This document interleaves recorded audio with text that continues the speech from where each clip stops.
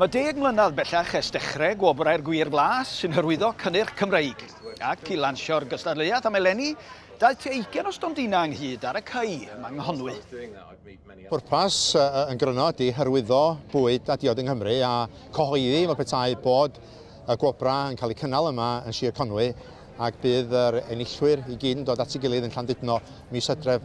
Mae yna 11 o gategoria ac mae yna rhain yn ymwneud â chig, a bwyd, a mentra, amaethyddol organig ac yn y blaen. A mae ennill y gwobra yma yn hwb anferth iddyn nhw o ran marchnata, trosiant ag elw.